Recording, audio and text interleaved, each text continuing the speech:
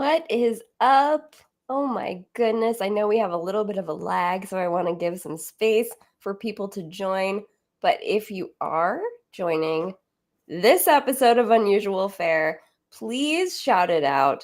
We have already got Andrew Barrender in the house. Thank you, Andrew, for coming so much.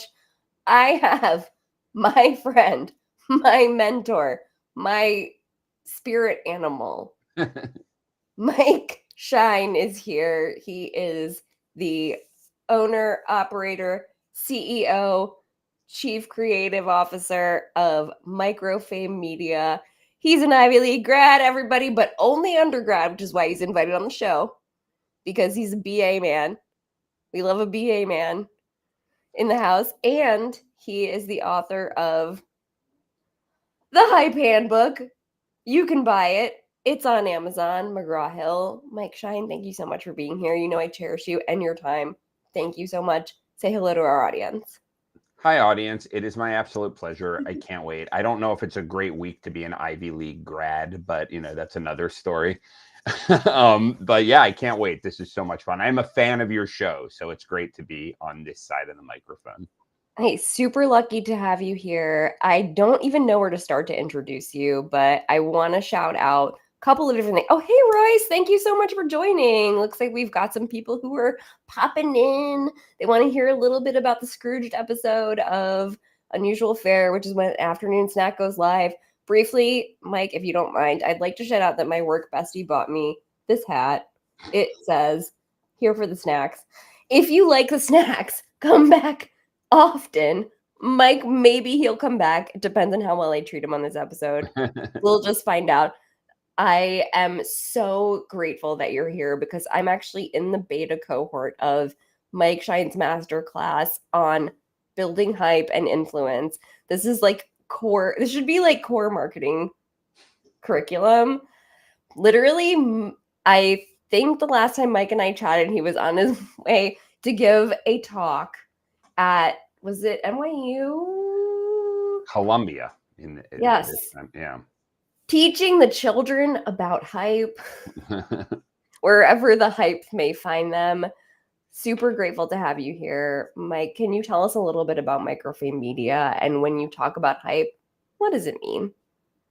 Sure. So Microfame Media has gone through, it's evolved like all businesses do. But, when I left a corporate job about 11 or 12 years ago now, I never knew I would be in business, and I wanted to find a way to write for a living because that was my original passion. And I found out about an opportunity in a type of copywriting called demand generation copywriting, which anybody who, you went to the Inbound conference we were talking about, that's what that's all about, right? Content marketing, demand generation copywriting.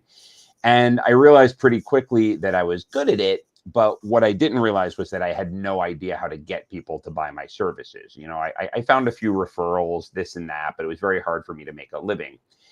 And I studied everything. I studied search engine optimization and, sales funnels and the whole deal. And you're clapping, but the thing is, I must have been very bad at it because it didn't help me at all. But what I realized was at a certain point at the bottom of my desperation was that I used to play in a band, and we made up for our subpar, musical talent with antics, and we were successful in regards to, we never made it financially, but we used to pack clubs. We packed Arlene's Grocery, which is big club, on a regular basis, et cetera, et cetera. And we would always say that we're going to hype up the show. Shout out South Florida. South Florida, yeah. Shout out. Yes. And in this case, the band was in New York. This particular band was in New York City. I moved there to start a band, but I did grow up in South Florida.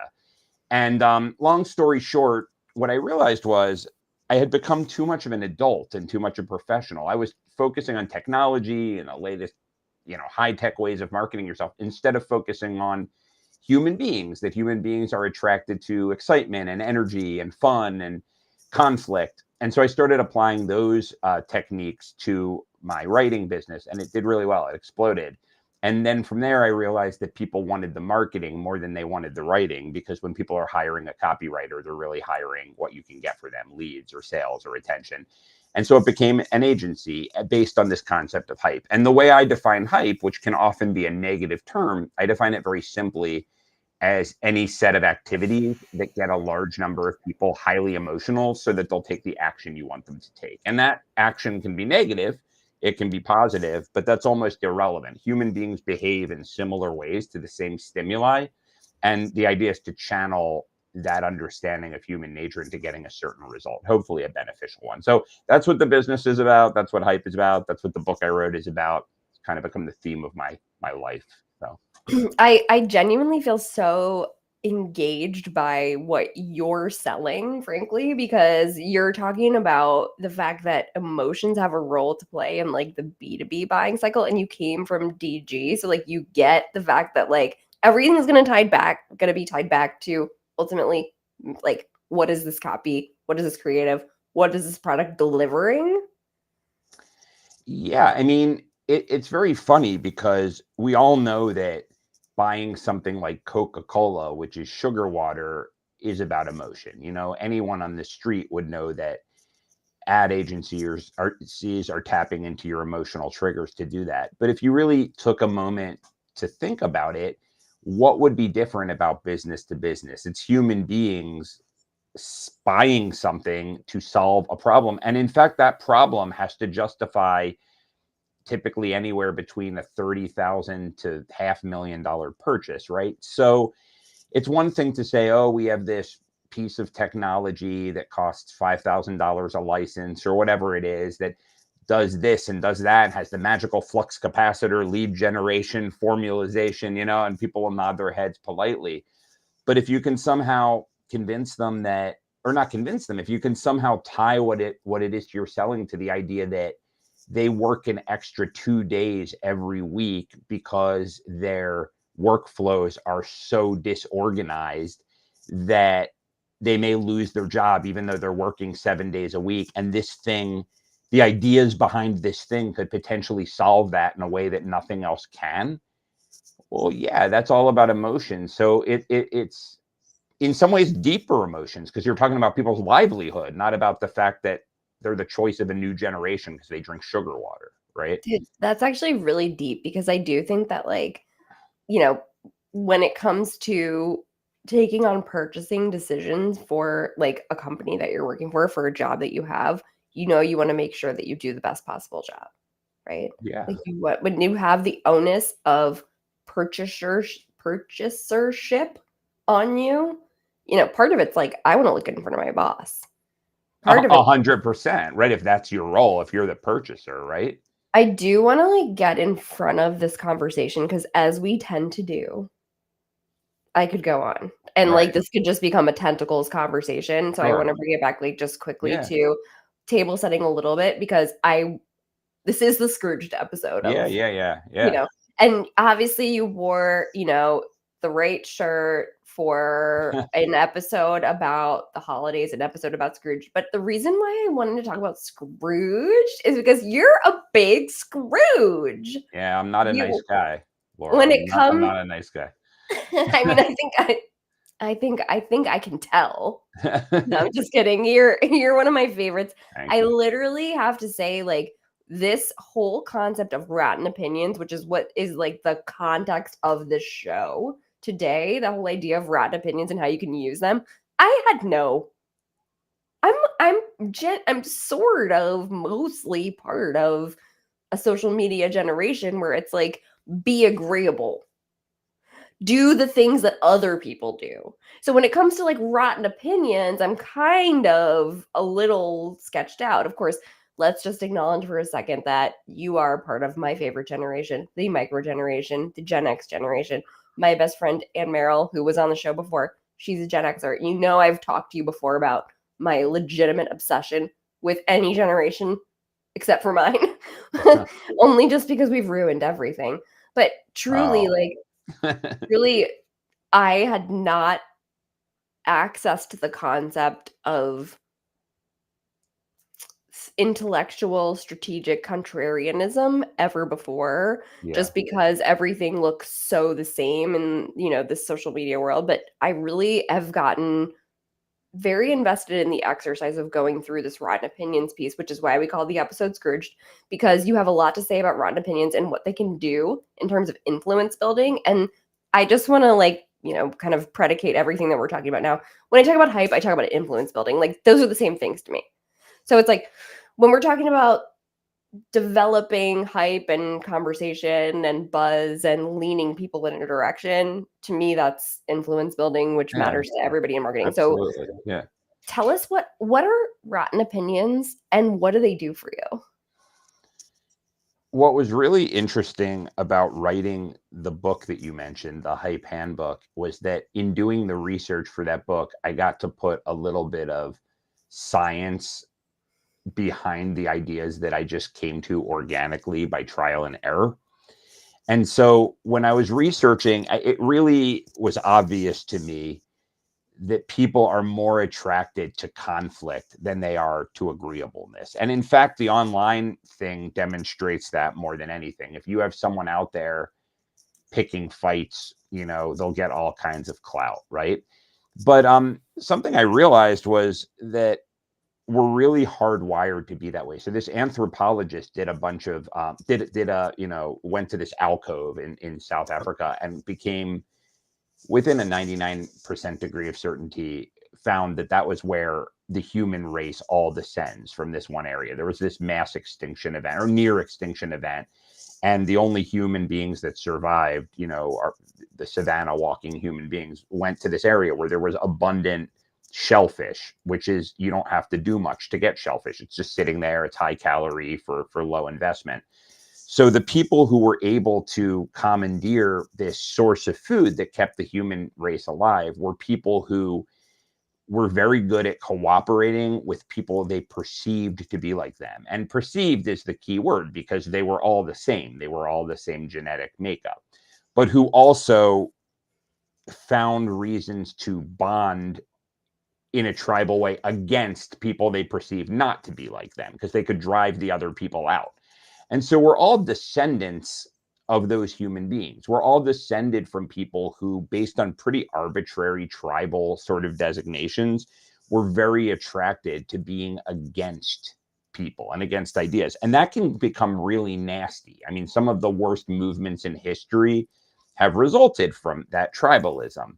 But the question you have to ask yourself is, can you harness that for good? Can you harness that very real aspect of human nature to further good ideas, to build influence? And so the idea of rotten opinions is, instead of just bashing human beings and becoming, a troll, for lack of a better word, go out there and figure out what's an idea in my corner of the universe that gets all kinds of traction, that's almost considered like a gospel idea, that I can say, you know what, the emperor has no clothing. This thing that everyone is following is not only do I disagree with it, but I think it's harmful. Because if you do that, I assure you there are other people out there, probably thousands and thousands and thousands, if not more, who feel exactly the way you do, but they don't have a leader. And it's really hard to be the first one who stands up and say this thing that everyone thinks the earth is flat, but I'm going to say the earth is round.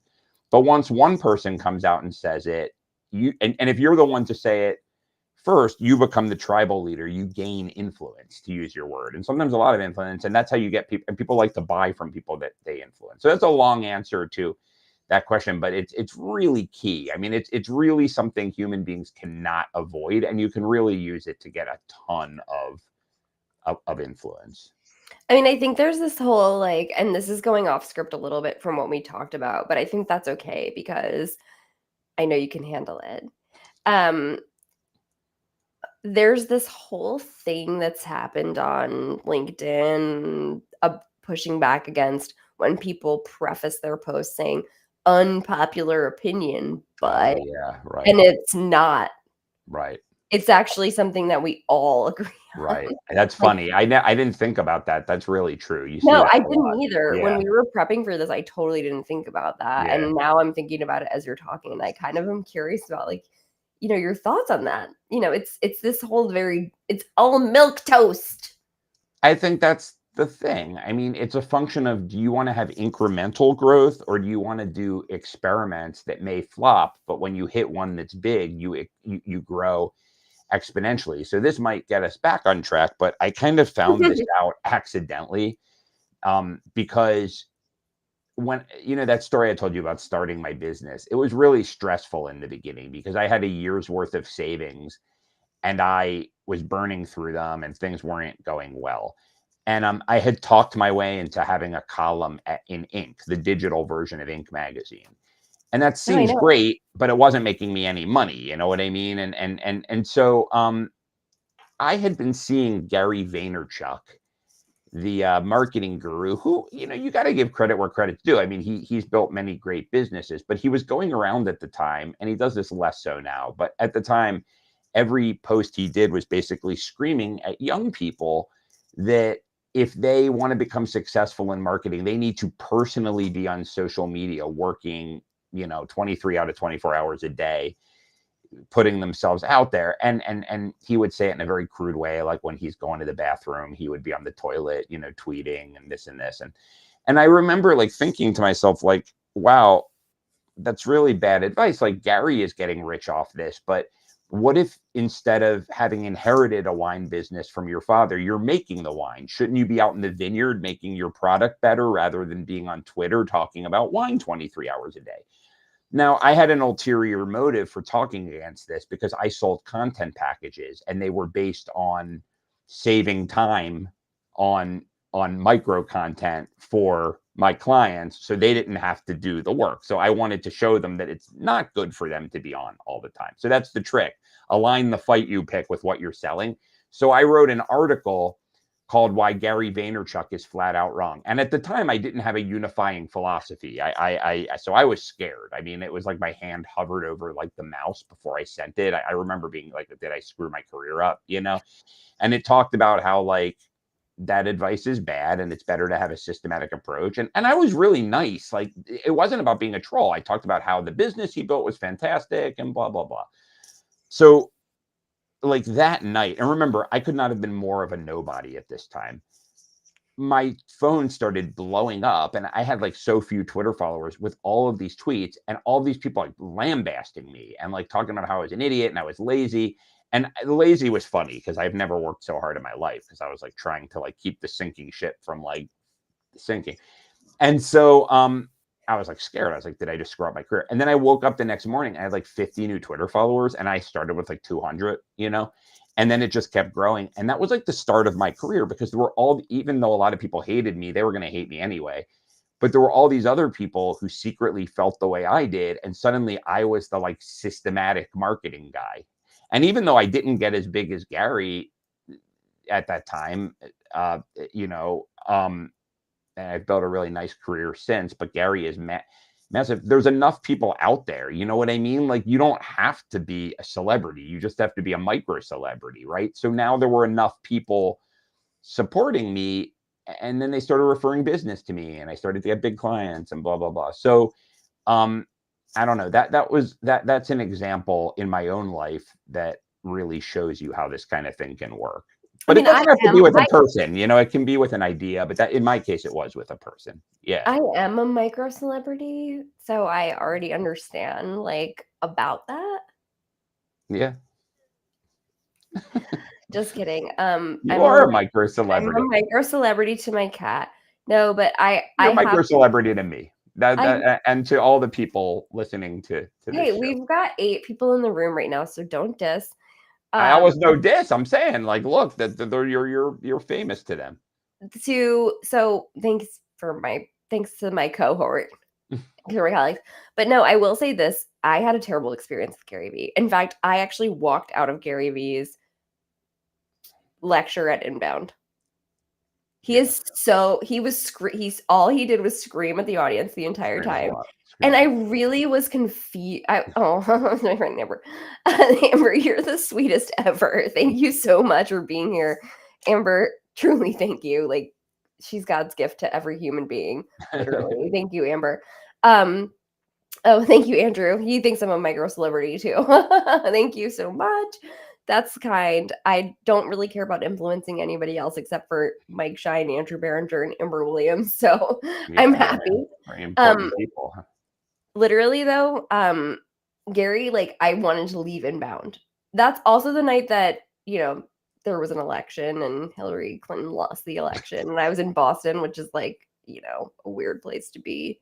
But he screamed at the audience the entire time. He was the keynote, and he did everything you said, which is make people feel bad. That's what he does. Yeah, I mean that's what he does. I But mean, it doesn't make sense. no, I mean we could talk smack about him all day long, and I won't. But what I will say is that the question, what I often say about gurus who give advice, and I've written about this, I've talked about it, is before you follow a guru's advice, figure out what the purpose of the advice is. So again, Gary Vaynerchuk had a very successful wine business, Wine Library TV. That was a very good business. Yes. But as a digital media expert, he's certainly become very, very, very wealthy selling keynotes and selling books and selling that kind of stuff.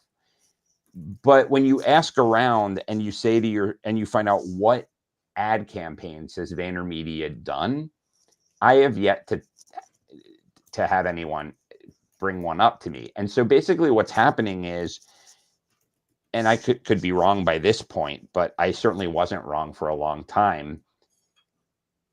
Gary does this thing where he promotes Gary really well, and he understands how to do that. And so then like a Nestle or a Coca-Cola or a Nike will say, we want a little of that Gary magic. But what they don't understand is that abrasive thing that he does and that cult thing that he does is really good for promoting Gary. So what you have to do is look at these hype artists, because I call him a hype artist, and say, should I follow his advice, or does the advice he's giving serve to promote Gary? And if the advice he's giving serves to promote Gary, disregard his advice and model what he does, but in a more maybe respectable way, or in a way that's more aligned with what you do. So don't work around the clock. That's advice that helps Gary. The Moonies, that cult, they have their cult members work around the clock. That's a well-known cult technique because it wears you down. It bonds you to people. Instead of doing that, do other things that Gary does, like have a very distinctive persona that runs through everything you do. Have an us versus them mentality about ideas, so that's just general advice that I think people miss. No, I do think this is great advice. I really felt so lambasted by Gary, and I was shocked that other people weren't. Like, this is pre-COVID. This is like all of the interruptions to the media business, and all this person did was just yell. I mean, it was like, you're not working hard enough. You're not doing the right thing. But I think that part of that is because the thing that everyone can always claim to have an edge on you about is their energy level. No doubt. And that's, to me, where a lot of like icky lying comes into play, where people are like, oh, I wake up every morning and do my ice bath and blah, blah, blah. I only need 4 hours of sleep. They're lying. Well, that's a hype principle. If we want to, I mean, that's Yeah, not please. that's not rotten opinions, but I call it become a magus. So if you look at most mass movements, there's a figure who irons out all of their kinks. They iron out all of their downsides, and they portray themselves as larger than life. So like Tony Robbins, right? Like he's 6'7", made of muscle, screams, doesn't sleep, has a castle, all of these things. And then you want to attach yourself to that, right? And you'll even see it done in very subtle ways in ad campaigns with humor. But these advertising executives understand human nature. So like the most interesting man in the world ad campaign, Yes. I don't always Dos Equis. I don't always drink beer, but when I do, I drink Dos Equis. Like that's humorous, but it's also plays on that thing. We're associating ourselves with a James Bond type character. So, if you drink Dos Equis, you're that guy, right? So it's, religions and cults are really good at what some would call marketing and what I would call hype. So the idea isn't to do what they do in a way that makes you uncomfortable, but it's to understand the human dynamics that are at play. Yeah. So like the ice bath thing, it's a perfect example. Like, do they really take ice baths? It almost doesn't matter. You know what I mean? Yeah, like, and if they do, they're probably kind of stupid because ice baths are really uncomfortable, but it makes you seem, oh, I want to be attached to that guy, or in rarer cases, that lady, because ladies don't usually do the ice baths I've seen, but yeah. I do love that you've acknowledged that ladies are not as, like, when I think about, are you familiar with the Liver King? No. You must know this guy, the Liver King. Liver Oh King? my No, god. I really hope people on this live know who I'm talking about. It's the guy who only eats like he'll eat raw chicken, raw liver, like raw stuff. disgusting. It's and he got like exposed for it eventually because he's a complete like who would eat that? Like that's a sanitary issue. What's Also, his? I know who would eat it. What I ate her liver with fava beans and a glass of. Or the Hannibal. Hannibal Lecter. Yeah, Oh my gosh, Liver King is so weird. I yeah. can't even get started on Liver King. He's the leatheriest. I think he's probably from Florida, Mike. I don't have no how to Everyone tell you from. this. I moved to Florida. I was relocated there. I'm not from there, so yeah. Wait, listen, I gotta say, like, I think it's a good point in our conversation for us to do the Fast Five. I warned you we were gonna do the Fast Five. I'm ready. But before we jump in, I wanted to remind everybody that we do have a QR code up here. Please go ahead and scan it. You can also check out Mike at hype at microfamemedia.com. It's HYPE at microfamemedia.com. He is a friend to all marketers and content people. And if you scan the QR code, you'll land directly on his website where you can see why he's like basically the coolest person ever when it comes to undermining all of the weird stuff that happens in marketing to actually be successful. Check it out. I've got fast 5 questions for you, Mike. Let's do it. Audio ready for them. I am ready. All right. On a scale of 1 to 10, how good of a driver are you? 4. Explain. I think I have. I heard the Harry Potter guy, Daniel Radcliffe, talking about this thing called dyspraxia, where you like sort of mix up your left and right, and you're like not like good with like spatial whatever. And I just thought I was a spaz for years, and I think I might have that. But it's not. Why is this being a spaz not still a thing? Because under pressure, I will mix up my left and right. I don't know. Like, I'm an okay driver, but I tend to not like, I kind of don't judge distance as well. I'm just not a great driver. Not good. And as for Andrew Berenger there, and thank you for coming. Did you know that everybody, like George Carlin said, that everyone driving faster than him is a lunatic and everyone driving slower is a moron. So there's your 10 out of 10 right there. Everyone thinks that. I'm just honest. Thank you so much for bringing George into this conversation. There's never enough George, literally. And thanks, Andrew, for shutting that out. I have no clue. Honestly, with driving, I would give myself probably like a 6. I'm really good on the highway and pretty bad when it comes to like local driving, only just because, Beltway. You gotta be tough to drive on the Beltway. Tough as hell. Hey, yeah. Fill in the blank. Mike Schein has hold on, I think she's 13. Mike Schein has a 13-year-old daughter, and he is going to answer based on her input. Fill in the blank. Taylor Swift is blank. According to her, God. I mean, he called her a poet, a poetic genius. Poetic genius. That was the actual direct quote that she used. Poetic genius. Oh, I love that she said that. Poetic. Taylor Swift's kind of a poetic genius. Yeah. She is. And you know who else said that to me? My dad, when I was watching the Ravens game with him on Sunday, he goes, I actually really like this Taylor Swift. I can really, really do without her, but I know that she's doing something right because the emotional effusion that these people are pouring out, she's obviously touching them on a very deep level. It is everything I'm uninterested in music, but I do understand that she's tapping into something. I had to ask the question as that you are the delightful, thoughtful, responsible father of a teenager now, and that Taylor Swift is a point of conversation. I know you love to chat with your daughter, like get the real take on what is cool. I know she knows what's cool. Here's the next question. Oh, I have to just say, it was really funny. You know that top 5 Spotify songs of the year? Of course, the recap. Right. So my daughter listened for 25,000 minutes, and every song on her top 5 was Taylor Swift. She's not unlike lots of influential women in this world. Yeah. It doesn't include me. I'm a little embarrassed to share about what was in my top 5. In fact, I won't. But it was a weird year. I want to ask you this quick question. Would you choose invisibility or would you choose the ability to fly? Invisibility. Why? Say more. I'm afraid of heights. That's it? Yeah, I mean, I don't know. I don't want to. I don't really feel the need. Like some people are like, "Oh, you should skydive, and it'll be the most exhilarating thing." I'm like, I'd rather like chew up a glass bottle and swallow it. You know what I mean? Like that doesn't seem exciting to me at all.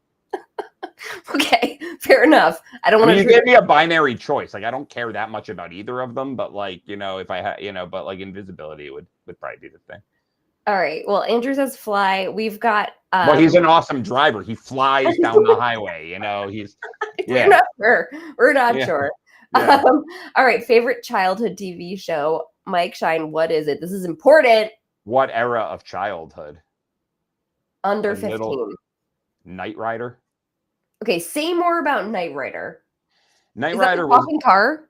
yeah. He Knight Rider was a man, David Hasselhoff, who was part of some like government organization. He wore all leather, and he had this car, this special car, Kit, which stood for something, and he drove around in it, and it would be like, "Hello, Michael." It sounded like C-3PO, and they would drive around like saving people and doing cool stuff. And yeah, Kit. Yeah, I love that show. I was a big fan. Yeah. Wait, that's cool. And was it 30 minutes? I don't know.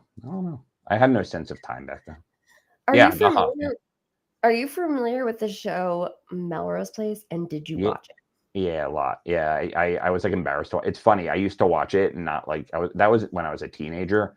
I And love that show, by the way. it's a good show.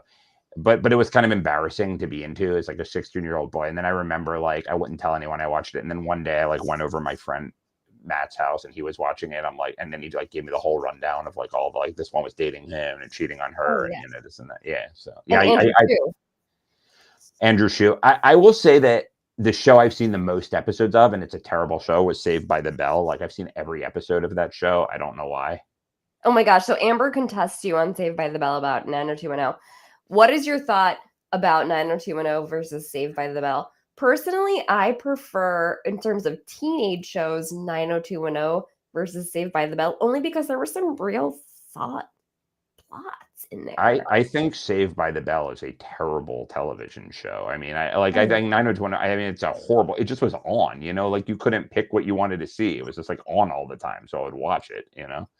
I just rewatched, interestingly, I don't know if you remember Comedy Central in the 90s, how they used to just loop the same movies. Yeah. I just rewatched the movie Johnny Dangerously with Michael I used to love that movie. which was actually directed by my mother hung me from a hook once. Once. Yeah. Wait, who was that it was directed actually by? directed by a woman. Hold on. Really? I think it might have been Penny Marshall. Hold on. Really? No. I'm hold on. Johnny Johnny Dangerously. Danger. I love Michael Keaton. Oh, he's great. That was the first movie I ever saw him in. Okay, so Johnny Dangerously was directed by the epic Amy Heckerling, who also directed Clueless, which is my favorite movie. Wow. I did not know that. That's amazing. That's very, very interesting. Like, how cool is Amy Heckerling? Clueless is a great movie. Yeah, that's your favorite movie. That's a great movie. Well, Clueless is my favorite. It's my favorite comedy. I don't know if I could ever choose a famous drama or a favorite drama. Do you have a favorite drama? We're not on script at all, and I'm really happy about it, actually, because I love movies and I love Amy Heckerling and Alicia Silverstone and Michael Keaton and num num num. I don't know. I like so many movies. I mean, it depends on when. I mean, I would say that I finally come to terms with the fact that my favorite movie is probably Back to the Future. Yeah, I'll tell you my favorite drama. And I don't know if it counts as a drama because it's a little funny too. But Goodfellas, I really like. Is that a drama? I don't know. I mean, it's funny, but it's not like a comedy. Like, what's a drama? I mean, I think mob movies should have their own category. Oh, I love that movie. I mean, a drama, yeah, I'm sure I do. I mean, I don't know what would count as a drama, but yeah, sure. The Shawshank Redemption. Oh, okay. I'm really glad you brought that up, only because I've been looking for a reason to start referencing the fact that I am next year, 2024, is going to be my 20th high school reunion. And in my high school senior yearbook, my quote was "Get busy living or get busy dying," which is there you go. There you go. It's a very important quote from the movie. Yes. Also, thank you, Andrew, for weighing in about Michael Keaton. He is the best Batman. I think I would everyone can agree. agree. Yeah, I would agree. Just in terms of humor and like I would just agree. pure Yeah. masculine energy. But I'm glad I brought up Johnny Dangerously because I think that's a great segue into talking about actually how do you like build a rotten opinion? Like, can you give me the two-step on how to build a rotten Yeah, opinion? I in the course, we have this beta course that's soon turning into a course, and I'm in the course. you're in the course. We teach it in that, and we also, oh, hey, Diamond Michael Scott, I know that guy. Thank you for coming. We've not met in person, but we trade messages all the Oh, time. hey, Diamond Michael. Yeah, hell yeah. Yeah. But yeah, the but we do this with our full-time, clients too, and we always start off with forcing them to answer two questions, and we really hammer them until they really drill down. And the first question is, what is a point of view in your industry that most people consider, gospel, and that you consider wrong? So an example, like in my industry, would be that it's essential to master the latest digital technology to be an effective marketer. I find that to be a wrong opinion, but that isn't, that's most people think that's the way to do it, and that's why you see all these courses about that.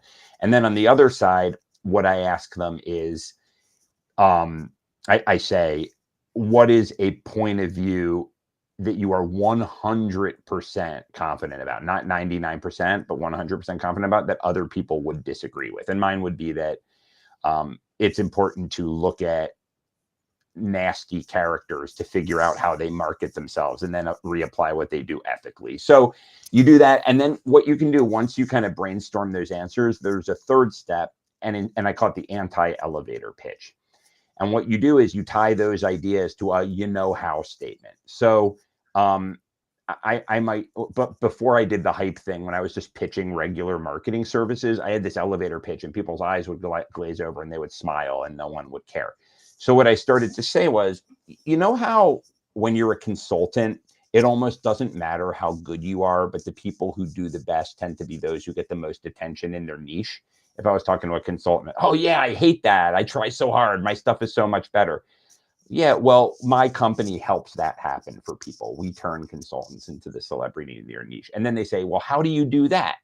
And then you have a conversation. So if you can tie that to your point of view, so if you can say, how everyone is telling you to spend 23 hours on social media and it's not sustainable, but you don't know what else to do. Oh, that's the worst. I never know what to do.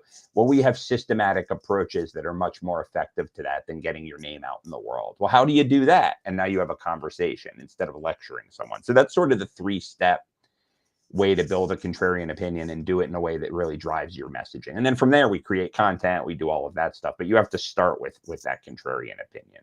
Yeah, I mean, I really can't encourage people enough. I mean, this is the type of lessons, like the stepped process, the template concept, the instruction that you're going to get if you do engage with Mike on his hype concept. Of course, you can always look up Hype Handbook on Amazon.com.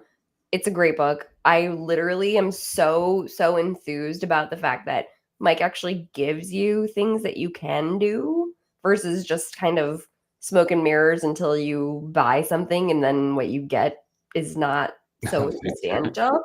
I'm so honored to be in this like beta cohort of the class. I think people like don't realize that you're willing to give this information away for free. Like it's amazing. You're just so gifted. You really have a lot of like stepped processes to share. Please go ahead and scan that QR code if you want to check out what Mike's all about. It makes it super simple if you just check out his website, just take a look at what Microfame does. And you know what? If you're really like interested in kind of getting sold more on the idea, just go look at what the Hype Handbook is all about. It's really reasonably priced. This is not a textbook. This is a quick read. It's super easy to read. You can read it when you're literally just chilling and, having a glass of wine, maybe later in the evening. You'll say, hey, I got really inspired by this. A couple more quick fast 5 questions for you. Is it wrong for a vegetarian to eat animal crackers? Absolutely. You think? Say No, more. I do not. I think it's fine. Unless you're gluten intolerant. Do you believe in fate? Not really. I mean, in my day-to-day life, I act as if I do, but I'm kind of a rationalist, and if I dug deep, I probably would say no. It makes sense to me. I mean, I don't really think fate's a thing. Why would you account for something that you can't control? In Yeah, my opinion. that's sort of what I think Um, intellectually. I yeah, I think we did what I wanted to do in terms of covering off on the rotten opinion thing. I think you give everybody like a really good template for how they should like start to think about this. And then you also threw in a little bit of like extra knowledge about the elevator pitch, which I'm so glad you did because I still have to go through that prompt in the class that you're sharing with us. But Anti-elevator pitch, I'm Laura. sorry, everybody Anti, listen up. Listen up. You don't have to be agreeable. In fact, you want to be disagreeable. right. Think about those things that give you some stickiness, which is a word and that I hate. Like, have you heard this whole stickiness? Like, stickiness has been part of marketing for a while. And I'm like, why does anybody want to be sticky? There's a thing where I've noticed this that I didn't notice until right now. They take terms from economics and put them into other things. Like stickiness is an economic term about like, like Viability. right. But like leverage is about debt, but now everyone let's leverage that relationship to get a win-win solution, so that's like a thing. I guess people go to business school and they pick up these terms and, move them into Yeah, I other things. mean, I think it's like also just there's a lot of people out there who are spewing a lot of stuff, and if it Jim Gaffigan has this joke about how like things that we like taste like McDonald's. What do you mean? Like opinions that everyone's like patting themselves on the back for having or agreeing with each other. It's like, it's all McDonald's. That's funny. And I love it because, and actually, there was recently an article, I think it might have been in the New York Times or in the Wall Street Journal about like how we should reconsider Jim Gaffigan. He's like a clean humorist, but he talks about how everything's McDonald's, That's funny. which is kind of deeper than what you might expect. Right. But I want to get back to the Hype Handbook and the course. I would love for you to give the folks who have stuck it out with us. I think there's about 8 or 9 people left in the room. Can you give some folks like some ideas about how they can continue to engage with you, what they could expect from the course, and what are you rolling out? I mean, what we're waiting with bated breath. We want all of Mike Schein all the time. Yeah, I mean, I think right now, if you're interested in talking to me about anything at all, including this course, I mean, write me at at microfamemedia.com, and that's our company email, but I'll look at it myself and I'll get back to you about it. Obviously, I gave away everything I know in that book, the Hype Handbook, but the course is really fun for me. It's really a labor of love in a lot of ways. So the long story short is that how I've essentially run my business and made my living for a really long time is almost exclusively through, you know, client engagements, which I'll never stop doing because that's how you stay fresh. I mean, we're working with real life scenarios, helping clients make really significant sales and get a lot of visibility, and that's really meaningful work. But also, it's the proof is there's no room for theory there. You really have to make things happen for people. But for years, I realized that one of the things I like to do more than anything, and maybe this comes from my artsy fartsy background, I wrote fiction, I played in bands and all of this, is creating. I mean, the most fun thing to me, I loved writing this book. And I really tried to hopefully write, thank you for your kind words, because I really tried to write a good book instead of just a business card that's 200 pages long, and that's what I like. I mean, I like coming up with talks. I like coming up with panels. I like coming up with the intellectual property and the tools that we use for clients. And the thing that I'm a little bit less naturally skilled at, and for good reason, is back end analytics. I mean, to really have a good digital course and make it successful and make it at the core of your business, you have to sometimes test one line in an email 3 different ways and create logic flows to track, everything, set up landing pages, deploy them, with online ads and auctions and all this. And I know where I'm strong, and that isn't it. And we never had anyone on our team. I always figure, like, if someone's good at that, they're either charging $500,000 a year or they're lying to you, because anyone who's that good at back end can name their price. You know what I mean? So we were never able to get that on staff. So there's a friend of mine who we've been mutual admirers for years, and she is the director of optimization at an Agora company. So Agora is the best, direct mail company in the world, and they have a lot of spinoffs. And she's worked for a number of their companies and was a copywriter. And she's always been a big admirer of my intellectual property. I was always a big admirer of what she did on the back end. And one time we were talking, and she said to me, she's like, I love my job. And she said, I like my job, but what's annoying about it is I always feel like I'm a little bit insecure in my job because they're totally with the economy. So sometimes they'll do massive layoffs, and then sometimes they ramp up. And she's like, if I could make my own courses, I would do that in a minute, because I can sell anything on the back end. And I said, that's funny that you say that, because I've got all the courses and I've got all the intellectual property in the world. I've got all the front end stuff, but I hate the analytics. And we literally, we were on a Zoom call, just catching them. We're like, what? I'm like, why are we not working together? This is crazy. So we started a joint venture, and it's been phenomenal. I mean, yeah, we have this beta thing now. And what we've said to people is, if you do this beta program, it's a small group, we're doing this free modules, and the pay is basically, the price is that they have to give us feedback to help us refine the product.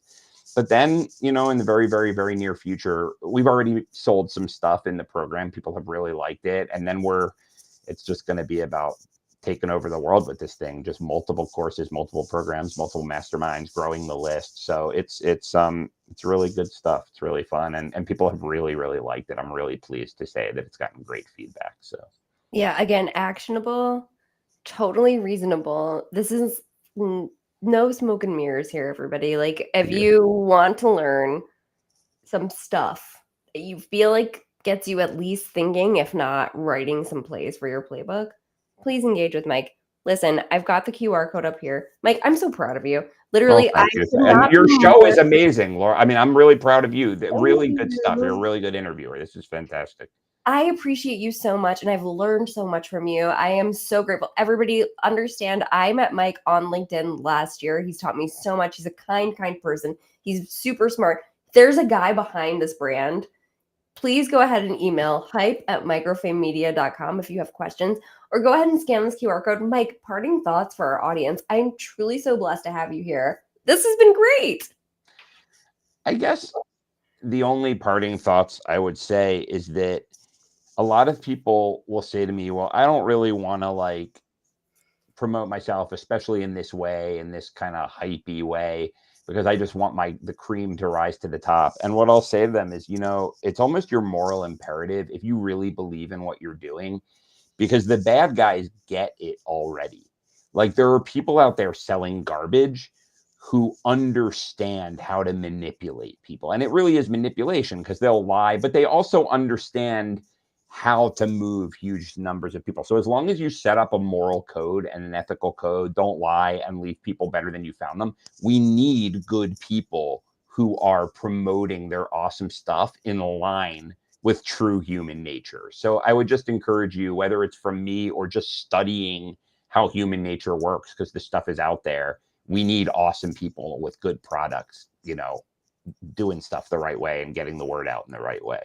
Hey, everybody, if you have any question about the consistency of Mike Schein, go ahead and scroll down to the bottom of microfamemedia.com. This is the literal call to action that he has written on the bottom of his footer of his page, where he invites you to enjoy and engage with him.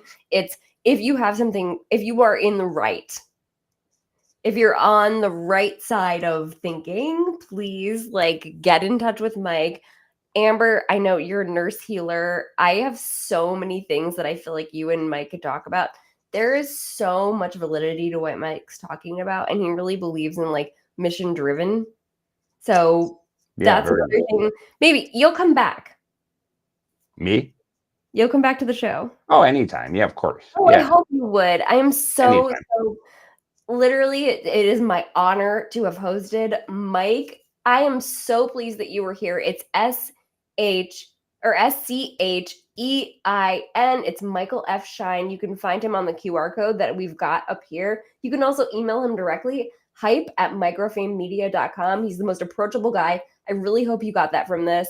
He has so many plays in his playbook to share that are easy and actionable today. You don't even need to know what kind of influence you're trying to have to talk to Mike.